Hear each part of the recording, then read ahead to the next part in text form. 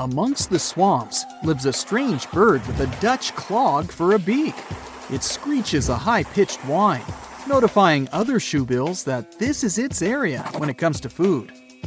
Its eerie calls add to the surrounding roars of dinosaurs in the distance. It's not hunting dinosaurs though, of course, but snakes, fish, lizards, and frogs amongst the reeds. This bird continued to survive even as the dinosaurs left this world. Fossil records of the shoebill date back to 65 million years ago, and today it continues to hunt in a similar environment. Although once widespread, today its restricted habitat is within several countries in Africa. The shoebill stands up to 60 inches tall, and its broad wings are built for soaring across the plains. But the main feature of the shoebill is, of course, its beak. Ancient in appearance, it's gone unchanged for ages. Its huge bulging bill measures up to 9 inches, which makes it the third largest among all living birds. The upper mandible of the beak ends with a sharp nail, perfect for its prey. It lets the bird take them out with an instant peck. With a wide range of food at its disposal, it's known as one of the most terrifying birds. Its hunting behavior is still as effective as it was millions of years ago, which has made its survival possible. It feeds mainly on aquatic animals, fish, frogs, lizards, and even small crocodiles. So there's always been plenty of options at its own all-you-can-eat buffet. Surprisingly, their relationship with humans is a pretty chill one. That's why they're so popular among birdwatchers. This cool guy is just standing idle, staring down the lens, as if to say, "I've seen a lot worse than you." Lurking under the water in many countries around the world, another opportunistic hunter lays low beneath the shallows. Meet the saltwater crocodile. With an appearance that just straight up tells you it's ancient. It's been around for over 240 million years. Once appearing a lot larger, they've always had a reputation of taking down whatever came too close, even dinosaurs. They survived many catastrophic events and have continued to adapt to each of them. As they continue to evolve, they've become the ultimate survivalists as we know them today. Still, they sit within their territory, waiting for anything to enter, even humans. They grow up to 20 feet and have a powerful bite that's stronger than any other animal. 30 times stronger than your bite, just saying. Anything that ends up in its toothy cage can't escape. With scales and armor plates protecting it, there isn't an animal on Earth that hunts it, making the crocodile the ultimate apex predator. As per its name, it's also adapted to salt water, providing it with useful salt glands, something its alligator cousins don't have. And that's how they're able to swim enormous lengths out to sea. Their routes follow ocean currents, and they aren't afraid of bypassing the shark-infested waters. Not even the great white would mess with this one. The distances they've traveled measure up to 390 miles, and they're capable of reaching speeds up to 18 miles per hour. Just another reason not to swim in the sea, right? The next creature on our list has been around for up to 145 million years. These pesky little things have been feeding off warm-bodied animals. Can you guess what I'm talking about? Lice. Those guys originated in the Cretaceous period, between 145.5 and 65.5 million years ago, when they used to feed on dinosaurs once upon a time. And then, they have continued to remain a constant annoyance to most species. Currently, there are 5,000 different species of lice, each one having a taste for a different animal. They feed on all birds and mammals, except for pangolins and bats. Lucky them. They are an obligate parasite, which means they cannot live unless they live off another life form. Living their entire lives to reproduce on their hosts, lice will change their color to match the fur or feather of their new homeland. But how do you get lice as a human? Well, it's purely by luck or bad luck. They usually choose to leave when their original host has passed on. They seek a free flight from a nearby fly, grabbing onto its legs and hitching a ride to the new homeland. Within 4 small islands in Indonesia lives a powerful beast, a reminder of the megafauna period. Meet the Komodo dragon. Reaching a length up to 10 feet, it's a master ambusher. Its hunting method involves tracking down prey, then injecting venom into it. As the prey escapes, it will track it down as it slowly tires and then feeds on it. And that's how it's managed to survive for millions of years. But it has strangely disappeared from other parts of the world. These islands weren't always its home, and it's only been here for the past 4 million years. Originally, the dragon's ancestors came from Asia, but migrated south to Australia 40 million years ago. And with a great range and variety of food, that's where they grew to their massive size. Then, some 25 million years later, a collision with continental land masses occurred between Australia and Southeast Asia. Taking the opportunity, they spread even further, as far as East Timor. As the islands became separated, the Komodo dragons continued to flourish in their new lands. Without any competition, they could maintain their normal hunting methods. Unfortunately, in Australia, they all eventually disappeared due to competition from humans. Another ancient species is really intriguing, not only because of its appearance. Let me introduce it to you, the coelacanths. Scientists found the only evidence of their existence in their fossils. It made us believe they disappeared 410 million years ago. So, you could imagine the surprise when they were discovered in 1938, idly swimming along the east coast of South Africa. It's truly a fossil that's come back to life. It gave us a great opportunity to not only further understand this species, but to answer many questions about some of its relatives. Growing up to 6.5 feet, they have a lifespan of up to 100 years. But what's strange is they have 8 fins. They're the oldest known living member of the lobe-finned fish. They are so ancient that they're more related to amphibians, reptiles, birds, and even mammals than to the ray-finned fish we know. Armored with strong cosmoid scales and with a hinge on their jaw that allows them to open their mouth very wide, they are truly ancient-looking creatures. But they did evolve slightly differently than their ancestors, although they still look the same. They once lived in much shallower waters and originally used lungs to breathe. After the dinosaur age, they had to move into deeper waters to feed and gradually upgraded their lungs to gills. And it was this new ability that ensured their survival. Let's go even further back, to 480 million years ago. You wouldn't think that anything that existed back then could possibly still be alive today. But the horseshoe crab is not only still on this planet, it's almost identical to its ancestors. Its whole body is protected by a thick plate with spikes pointing outwards. It has 10 eyes scattered around its body. 2 are used for finding mates, and the remaining 8 act as light receptors. There is also a long tail. Although it looks menacing, its only use is to simply help flip itself back the right way up if it gets knocked over. Its design is so effective that whatever constant changes the planet has provided, it survived. Although they look like they could be related to a lobster, they're actually closer to spiders and scorpions than crabs or crustaceans. With a healthy diet of clams, crustaceans, and worms, they find enough to eat along the coasts of the Atlantic, Pacific, and Indian Oceans. They also feed on algae, so it makes sense why they managed to survive many food shortages caused by world events. With all the traits of the horseshoe crab, who knows, it might even outlive humans. Well, here's to the next 480 million years.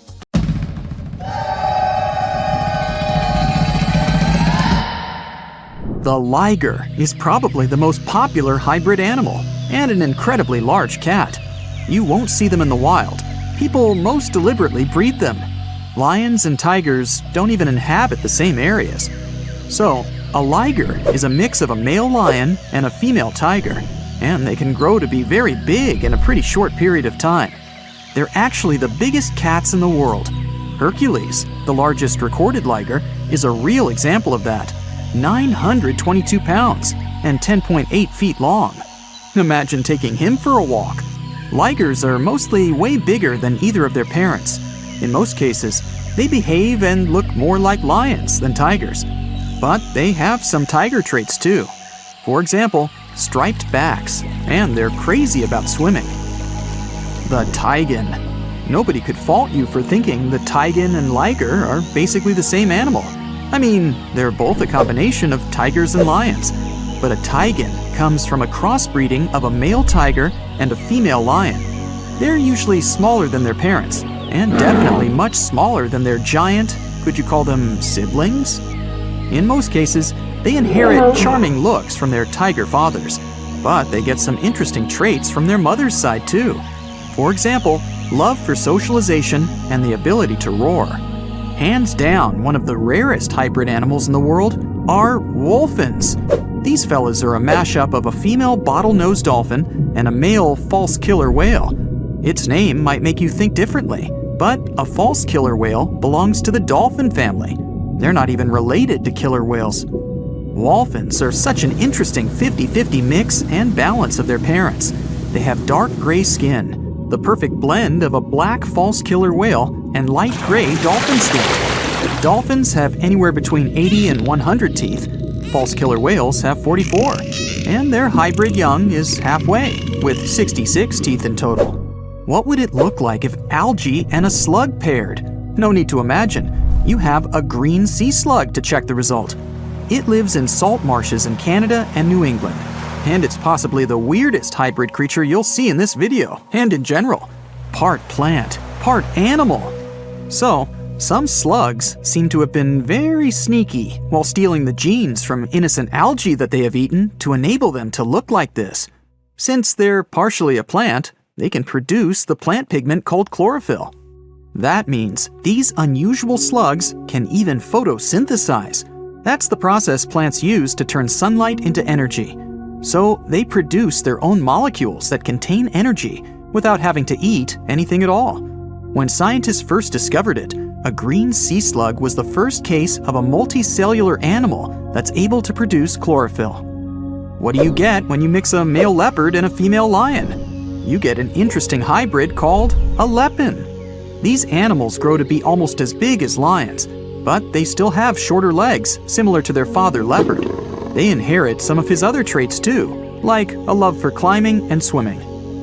You can have a union with a male lion and a female leopard too, and the result is called a leopard. Male lions are usually around 10 feet long and weigh about 500 pounds. The female leopard is way smaller, only 5 feet long, with a weight of about 80 pounds. The difference in size here is too big, so this pairing really doesn't happen that often. Okay, how about a buffalo and a cow? When you were little, maybe you thought that they could be a good match, but in reality, the combination creates an unusual hybrid animal called a beefalo. Not many types of hybrid animals can reproduce on their own, but a beefalo can do it. When a grizzly and a polar bear get together, it results in a growler bear, or grizzly bear, or grizzlar, whichever you like the most. You can see them even in the wild. These two types of bears have a mutual contempt for one another. Yep, they're not good at living together in a mutual habitat. But even though it's rare, the love can still happen and result in these cute caramel-colored hybrid growler bears. In most cases, they'll be a bit smaller than polar bears, on average 60 inches tall at the shoulder, and approximate weight 1,000 pounds. But they're well equipped for surviving in warmer climates, thanks to the genes they got from their grizzly family side.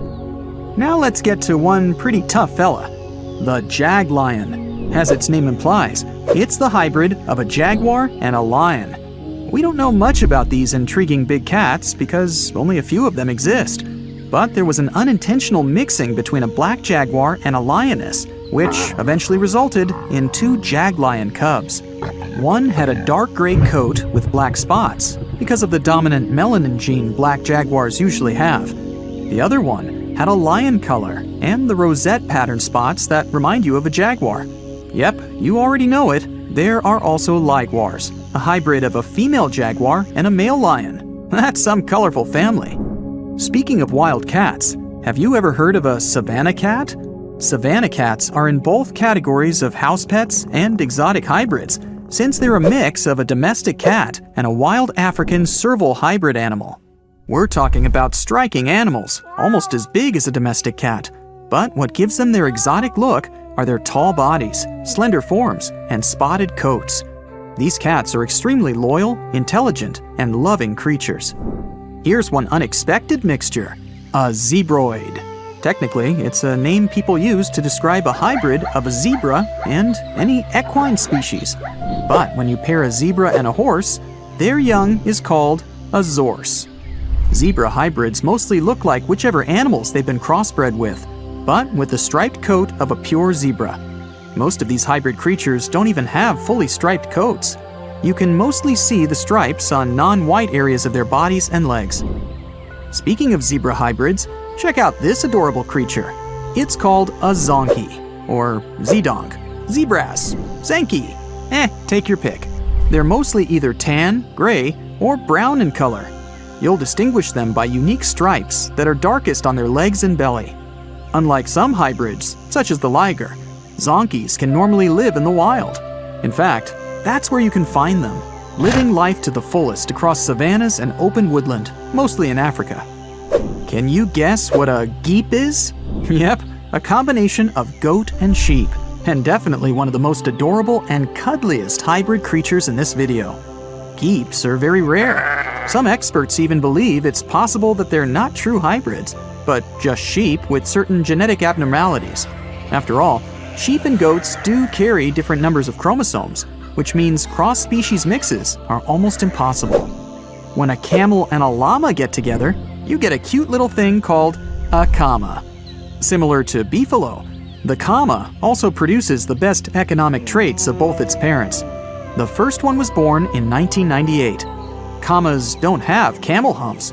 Their body is covered in soft, fleecy fur, similar to their llama side of the family. They can drink big amounts of water at a time, so they can survive with almost no water at all for pretty long periods.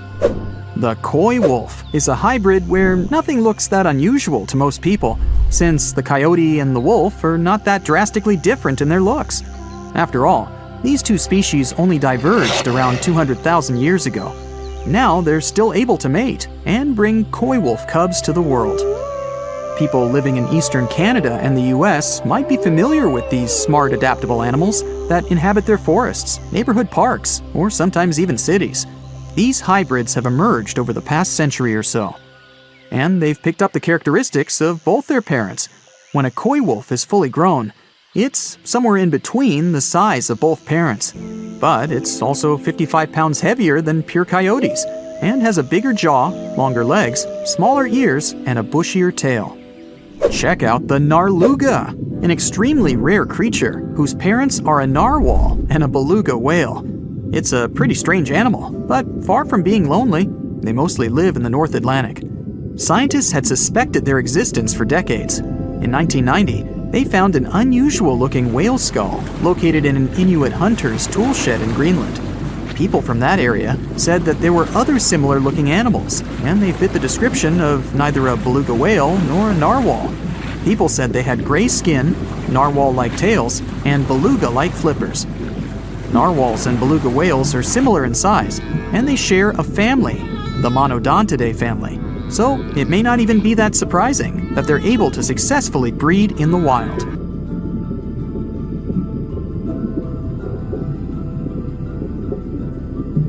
You're walking along the riverbank.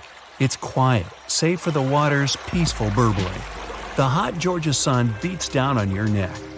That's when you notice something strange on the ground. Looks like a quarter-sized black coin with a weird pattern on it. You bend over for a closer look. Is it a coin? This thing looks like an ancient seal with a symbol carved in it. It's probably from some long-lost civilization. You could sell it and make a fortune. You crouch down on one knee to pick up your newfound treasure. As soon as your finger touches it, you pull your hand back as fear wells in your gut. It's hairy. Whatever. Nothing a good cleaning won't fix. You go to pick it up again, digging your nails in the dirt around it to pull it out of the ground. That's when it moves. Your heart jumps in your throat. It's pounding so hard you can feel it in your head. The fear turns to horror when the coin wiggles its way out of the ground. It's no ancient treasure. It's a huge spider. A ravine trapdoor spider to be precise. This hard, coin-looking growth on the back of its body serves as a shield. The eight-legged terrors burrow into the ground and plug it like a cork, so hungry enemies can't get to them. Or, giant confused humans like you. The spider is venomous, but its bite isn't toxic to humans. Whew, lucky you. But I didn't say you wouldn't feel it. Best stay away from those sizable pincer-like fangs. Ow! Well, so much for your riches. Perhaps fortune awaits you in Mexico's Baja California peninsula. You're walking on dried-up ground when you notice a long white stripe up ahead. You get closer. Oh, looks like a super long worm, you think to yourself. But it doesn't move like any worm you've ever seen. That's when you see it has arms and a head. This pale creature with black beady eyes is a Mexican mole lizard. It lives in the ground where all its dinner of insects and termites hang out. It rarely comes out, so you're pretty lucky to have seen this bizarre reptile. Now you're in a rainforest in northeastern Australia.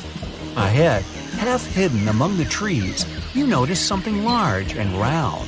This mysterious figure lying on the ground is covered in black hair. At first, you think it's a bear curled up sleeping. But that wouldn't make any sense. There are no bears down under. You're getting closer when a twig snaps under your foot. The thing hears you and springs to its legs. It turns to you, and you now see this is a bizarre and beautiful bird. That black hair is actually a thick coat of long, fine feathers. This formidable fowl has a bright blue head with a large horn on top. Is that a trumpet? No. It stands on two powerful legs with a dagger-like claw on each foot that can be as long as your hand. Take away those feathers, and you might mistake this thing for a velociraptor. But it's actually a cassowary, the most dangerous bird in the world. It could jump straight over your head if it wanted to, definitely high enough to kick you in the chest. And its blows are strong enough to break bone, not to mention that claw that can cut through anything like butter. This bird was made to hunt and avoid being hunted. Don't even consider running away, not unless you too can sprint over 30 miles per hour. Diving into that lake over there won't save you either. This bird is an excellent swimmer. Best just to back away slowly and hope it doesn't come after you. Another creature that proves it's best to keep your hands to yourself is the panda ant.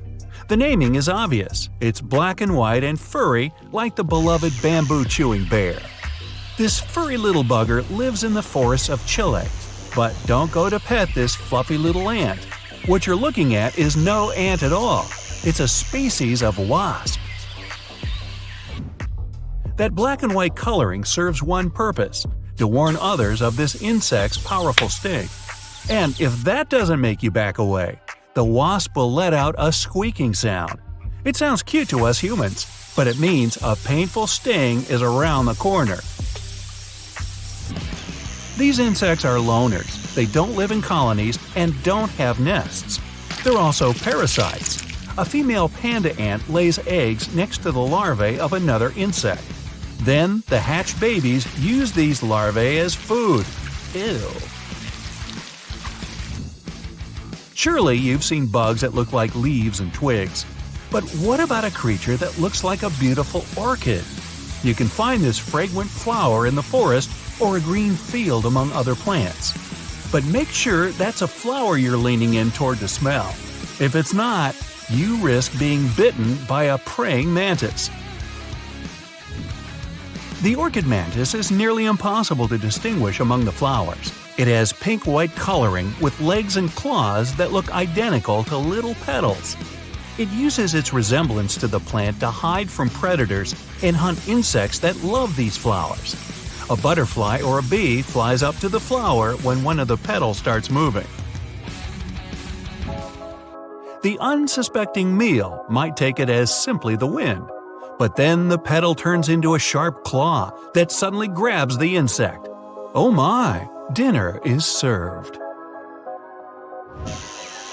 Now imagine you're in the jungles of Costa Rica. You notice a brown snake sitting on a tree branch in front of your face. The snake looks like it's about to strike. Well, you want to run away as far as possible, but notice that this snake is unusually short, and it doesn't lash out at you. You wait, but the snake keeps staring at you. It doesn't even hiss. Lucky for you, it'll never bite because it's not a snake, but a caterpillar. The hawk moth caterpillar can change the shape of its body to look like a menacing serpent. This easily scares away any hungry foes. The coloring and pattern on the skin imitates a snake's scales and eyes. This insect also knows how to move like a reptile. A master of disguise, this one. Let's get out of the hot jungle and head to Central Europe. You're in the middle of a sunny green meadow. Colorful flowers bloom around. Birds sing and bees buzz by. Among the bees, some are not what they seem. You'd hardly be able to distinguish the imposters. But if you look really closely, you'll see the golden bee fly moving through the air. It looks like a bumblebee, but it's the buzzer's biggest enemy. The golden bee fly sneaks into bee nests and lays eggs there. Its larvae hatch and feed on the bees and flower nectar. The yellow and black coloring allows the intruder to go undetected the whole time. The camouflage also keeps enemies away. Nothing would touch this fly if it thinks it'll get a bumblebee sting. The next spot on your journey is the rainforest in southern Thailand. Now, be extra careful and watch your step. Not because the next animal is poisonous or bites, but because you might actually step on it. The leaves from the trees have fallen and turned a gray-brown hue. Among these leaves, it's tough to distinguish the Malaysian horned leaf frog. Its body shape, coloring, and especially those pointy growths coming out above its eyes all allow this amphibian to hide perfectly among the fallen foliage. This frog can sit for hours in one place, waiting for its next meal to come close enough to… Now you're in a garden. You see a beautiful bright flower and a small bird hovering near it. The bird flaps its wings so quickly you can hardly see them. And that long needle-like beak makes you immediately assume you're looking at a hummingbird. But as soon as you get closer, you realize this is not a bird, but an insect. Fortunately, the hummingbird hawk moth isn't venomous and doesn't sting. It's just a lovely little creature that decorates the garden with its presence. Many people even grow plants rich in nectar to attract these moths. Hey, that's an idea. So in the early 2000s, a geology major went on a field trip to the world's largest open-pit coal mine in Colombia. He picked up a piece of rock and noticed impressions of some prehistoric leaves on it. Then he found more rocks, and each of them had the same pattern. Back then, the student could hardly know that his discovery would help describe the largest snake that has ever lived on Earth. The student took his findings to a local scientist who called up the Smithsonian Institute and invited them for a fossil hunt. He wasn't that surprised, as he knew there were fossils in the pits of Sahara. Back in 1990, another geologist found a fossil there and brought it to his office. He wasn't sure of what it was and called it a petrified branch. Years later, a paleontologist saw an image of this branch. He knew it wasn't a branch at all, but a fossilized jawbone of an animal. The scientist got so excited about the find that he flew all the way to Colombia. He wanted to examine the fossil, but no one had the key to its glass display case. The scientists couldn't wait, so they broke the glass and confirmed that it was a fossil of an animal that lived millions of years ago. After Herrera's finding, they knew exactly there were more fossils in the area. It took the team of scientists about 2 years to figure out they were all a part of a giant snake and not a crocodile, as they thought because of the size. They managed to establish it by looking at the vertebrae and ribs of around 30 giant snakes. Now you might think that fossils would get easily destroyed in an open-pit coal mine, but in fact, they were found under the coal that served as a protective layer for them. Sadly, the scientists couldn't find the Titanoboa's skull. Unlike jaws, which are extremely powerful thanks to their muscles, snake bones are pretty fragile.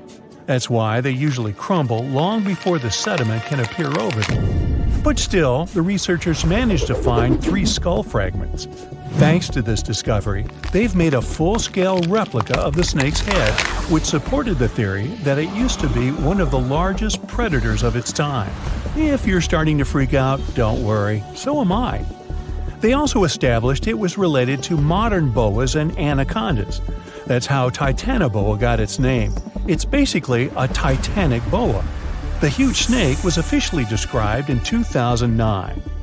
Titanoboa was thriving around 60 million years ago, 6 million years after the Tyrannosaurus rex roamed the planet. Back then, it enjoyed the climate of the area in South America, which is now Colombia and Peru. It got almost as long as a bowling lane, 50 feet, or twice as long as the biggest snake living today. It was as heavy as 4 giant anacondas.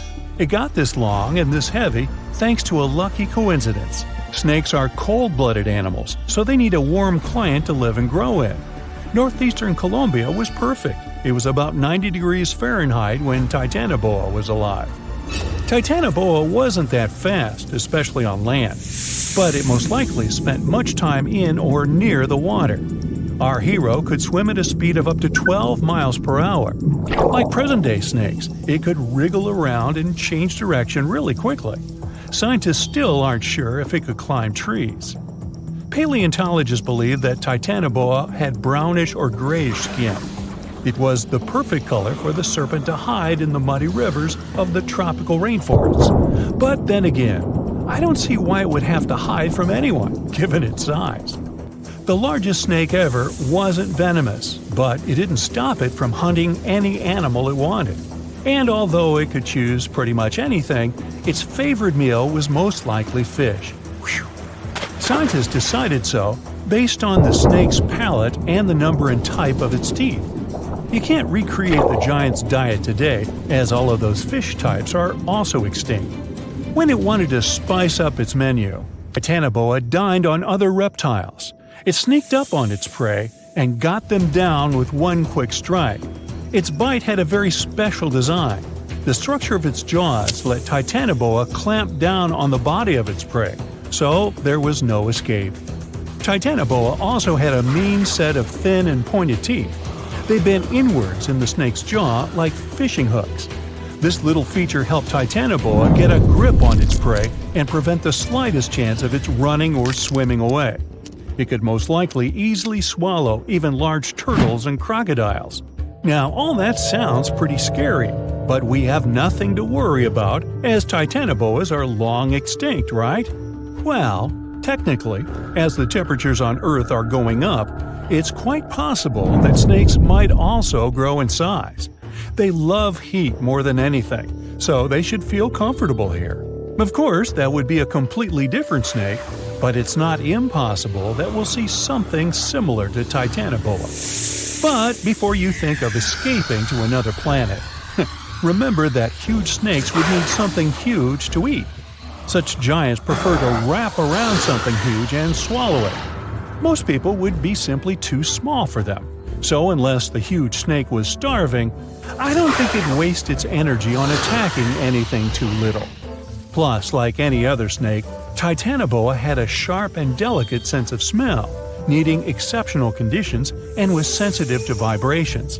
A little too smelly, too noisy, too cold, too dry, or too wet, and the snake wouldn't go near this place unless absolutely desperate. So, if you live in a big city, your chances of meeting a huge snake like Titanoboa are about 0. Rural areas are something different, but the only place where the giant serpent would consider living would be near the equator. We already have some pretty giant snakes in the warmest regions of the world. Amethystine python, or less poetically, scrub python, is a gentle giant. It's the largest snake in Papua New Guinea in Australia. It can grow to the enormous size of 28 feet and weigh up to 77 pounds, which is about as heavy as a Dalmatian. Scrub pythons are pretty curious, sometimes slithering inside people's homes in Australia, but they're mostly harmless to humans. Their favorite food is rodents, bats, and birds that come to streams for water. Until then, pythons quietly lie in wait.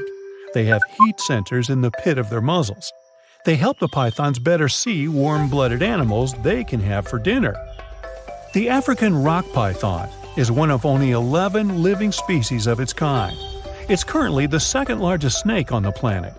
This huge brown snake reaches lengths up to 20 feet and weighs about half as much as the giant panda. It's very serious about its meals, as it can catch an antelope and eat it whole. Even the cold-blooded crocodiles are afraid of this beast because it can easily eat one of their kind too. In 1958, a zoologist found a 4-foot-long young Nile crocodile inside an African python's stomach. According to the scientist, the python said, "Well, I don't know about you, but I find this whole thing hard to swallow." Actually, that's not true. Pythons can't talk, as far as we know. The reticulated python holds the record as the longest of all the living snakes in the world. The largest of these guys made it into the Guinness World Records in 2011 with a length of 25.2 feet. Its name is Medusa, and it lives in a zoo in Kansas City, Missouri. An adult reticulated python is large enough to swallow a human whole, or a whole human, either way. But these snakes are mostly quite peaceful and prefer to lie down without much movement. Although many pythons have dwarf forms that are much smaller than their full-grown cousins, reticulated pythons also have super dwarf forms. You can keep one of those as an 8-foot-long pet. Yes, it's considered a dwarf form, although it's longer than the average human is tall. You know, somehow I still don't find that comforting. Beneath the thick, shadowy canopy of a prehistoric rainforest, a silent hunter slides into the murky river waters. This is Titanoboa. Its size is horrifying, stretching over 40 feet long, which is about the length of a school bus, and weighing as much as a small car. It reigns as the largest snake ever known.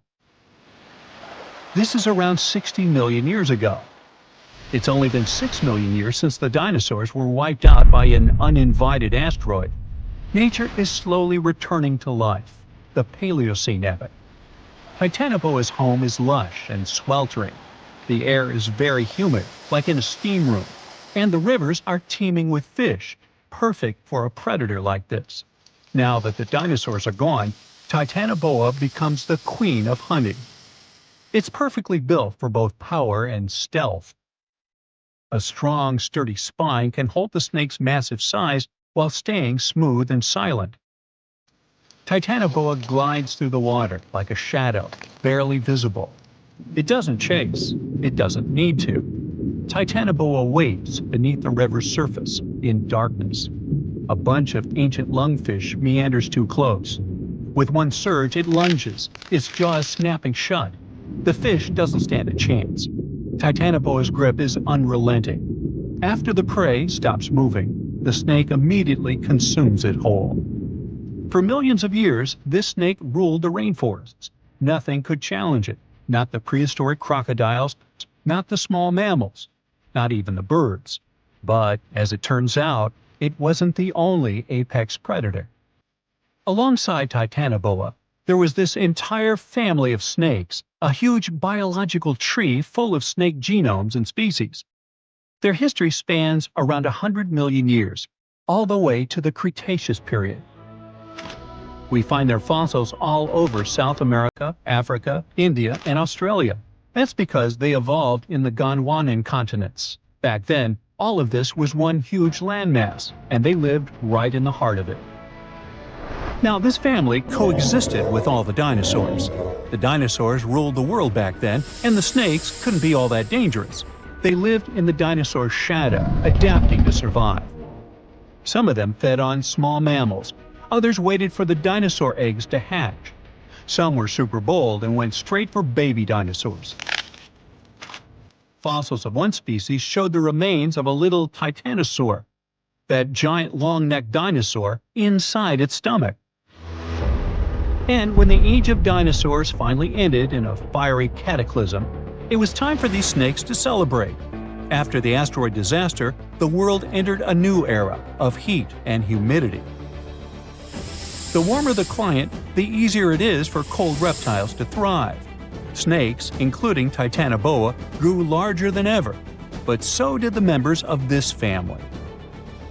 All the snakes spread across continents, growing larger and scarier by the century. And eventually, Titanoboa stopped being the only ruler of jungles. Fast forward to about 47 million years ago. Now it's the Middle Eocene epoch, the tropical lowlands of what today is Western India. A lush, swampy place, full of rivers and pools. The earth was warmer, with turtles and crocodile-like creatures basking in the sun. And there evolved the largest and most fearsome predator of them all, Vasuki indicus. Even the name feels important. Vasuki, the serpent king of Hindu mythology, a colossal snake that's coiled around the neck of Lord Shiva, strong and loyal. And the indicus part is because the snake's fossils were discovered in India. Vasuki surpassed Titanoboa and grew to a jaw-dropping length of 50 feet, like a 4-story building. It also weighed as much as a small elephant. Unlike Titanoboa, who preferred to hunt in the rivers, Vasuki mostly hunted on land, though it still could venture into the water when needed. It prowled the marshy ground with quiet, calculated movements, blending with the dense undergrowth. Vasuki also ate crocodiles, massive turtles, and even early whales in local water pools. No one stood a chance. It had immense muscles and squeezed with unimaginable force. But the snake's jaws were much scarier. Unlike Titanoboa and today's pythons, Vasuki couldn't swallow massive prey whole. Instead, it ate them alive with its teeth, just like this. Fast and absolutely brutal, it was an apex predator of its time. And don't forget that we're not talking about one Titanoboa or one Vasuki. These snakes were part of entire populations. In the Paleocene, rivers were full of various Titanoboas. Some were younger, smaller ones, fighting for survival, while the oldest and largest ones dominated the waterways, in the same way as generations of Vasuki indicus competed with each other for thousands of years. Through the years, many siblings of this family got themselves a region to rule over. For example, alongside Vasuki, this big guy was thriving in northern Africa, in what is today's Egypt. Back then, this land was full of water and swamps. Before we learn more about other snakes, this one was considered the largest, about 36 feet long. That's still bigger than today's most powerful snakes, like the green anaconda. But then, we reached the Pleistocene epoch, from about 2.5 million years ago to only 11,000 years ago. Modern humans were evolving all over the world, and now the snakes had a new problem, an even worse one than dinosaurs. While we were developing brains, in Australia, there ruled the local king of snakes. Their names also come from legends. That's how Indigenous Australians called their mythological rainbow serpent the creator of the world. It's like a problem of a chicken and an egg. Was the snake named after a deity, or did the Aboriginal people create their deity after a snake? Ancient Australians coexisted with those predators for thousands of years. They warned their children how to avoid dangerous spots, passing down stories of the terrifying serpents. In their legends, the great rainbow serpent was shaping the land, rivers, and features of the world. These legends were most likely inspired by the powerful nature of those snakes. If only they knew that these animals weren't even as huge as Vasuki or Titanoboa. Though they were still dangerous, Urlungor was up to 26 feet in length. They preferred the more green and humid parts of Miocene Australia, like waterways with lush plants around the riverbanks. And there was much more potential prey. Urlungor had a thick body as wide as a human thigh. It loved to hunt in what is today the northwest Queensland. Its fossils were found in the limestone of Riverslade. It was a fascinating find. The skull was almost intact, with teeth and everything, which is crazy considering that snake skulls are very fragile and usually don't survive fossilization. Just like snakes before it, Urlungor didn't rely on venom. It was a constrictor, quick and powerful. But at least now these reptiles weren't as brutal. Their hugs quickly caused cardiac arrest in their prey. So the end came rather quickly. Also, they no longer could swallow the prey whole, and didn't have the same sharp teeth as Vasuki or Titanoboa. So both Urlungor and Wanambi had to eat very slowly, just like pythons today. Meanwhile, Wanambi was about 20 feet long. This one had a similar head, so it could only hunt marsupials, reptiles, and other little things that ventured too close. Wanambi's domain was the waterhole. It lay coiled in the shade, motionless, its body blending seamlessly with the dusty earth. If kangaroos and wallabies cautiously approached to drink, they wouldn't even notice the predator until it was too late. The Wanambi snakes lingered in Australia for millions of years. Even when the climate and ecosystem changed, it didn't bother these guys. In fact, they thrived in Australia's cooler, drier regions. Yet, even giants fall. Time moved on, the earth cooled even more, and nature began to change. Wanambi managed to last up to around 50,000 years ago, and could have lasted longer if it wasn't for humans. The same Aboriginal Australians who once feared Wanambi eventually spelled the end for the snake. All these years of being the apex predator, only for the little apes to hunt you into extinction. But that's how evolution goes. Eventually, all the giant snakes disappeared, leaving behind only their fossils and stories like this one. You wake up in the middle of the night to a phone buzz. You know what time it is, you ask sleepily. But then, you sit up in a jolt. Get your stuff and go outside. They'll come fetch you in 10 minutes, says a male voice on the other end. You step out of your house and watch as a small helicopter descends on your lawn. You get inside and meet a scientist there. She's a specialist in archaeology and paleontology. As the helicopter takes off, she tells you that something terrible happened on one of the islands in South America, and you're flying directly there, right now. The whole operation is secret, so you're asked to give up your mobile phone. The helicopter flies far beyond the night city and lands at the airport. From there, you transfer to a plane and fly to the coast of South America. You land on a small island, and a guide ushers you to a jeep waiting nearby. For several hours, you and other scientists drive through the hot jungle. The road ends, and you continue your journey along a narrow path. You notice that the further you go, the quieter it gets. The birds don't sing, not even the leaves on the trees rustle. The jungle finally ends, and you find yourself on the coast. There are many tents with scientific equipment, people, and cars. Several people in black suits lead you toward some fallen trees. You end up in the middle of a large trench that leads to the ocean. The trench begins in the forest, right at the fallen trees. Judging by its size, a train could have passed here, but the truth is much scarier. After some research, you tell people the creature that left such a trace became extinct about 60 million years ago.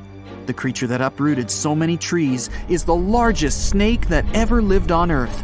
You and the others must find out how this reptile managed to survive, and where it is now. Titanoboa usually lived in tropical forests near swamps. Apparently, the island is its home, but now something has forced the snake to crawl away into the ocean. You carefully examine the trench, then the fallen trees, and declare the snake was not alone. It was fighting something as big as itself. Everyone looks at you in shock, and the next moment, a deafening roar comes from the water, breaking the ocean's surface like a monstrous dolphin. A mosasaurus emerges from the deep, a huge reptile that lived from 145 to 65 million years ago in almost all waters of the world. It looks a lot like a crocodile, has smooth, dark scales, a fin at the end of its tail, and flippers instead of legs. It measures 55 feet long, which is about the size of a 5-story building, and weighs like half a subway car. and this huge dinosaur is coursing the waters near the shore right now, in front of you. With its large fins, it creates waves that wash away several tents on the shore.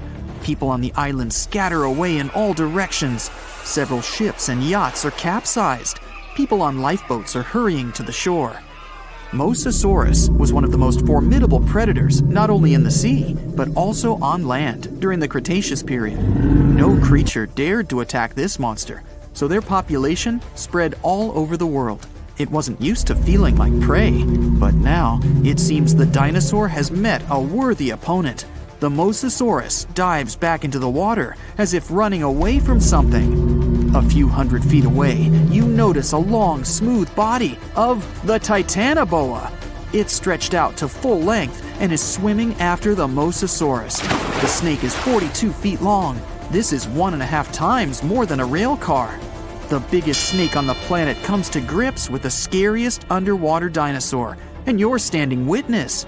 The Titanoboa wraps itself around the sea predator and drags it to the shore.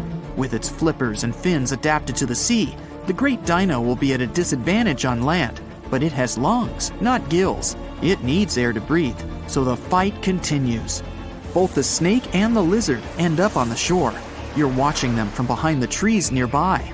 The snake squeezes its opponent hard and is winning, but the Mosasaurus manages to push the Titanoboa's head to the sand with its flipper.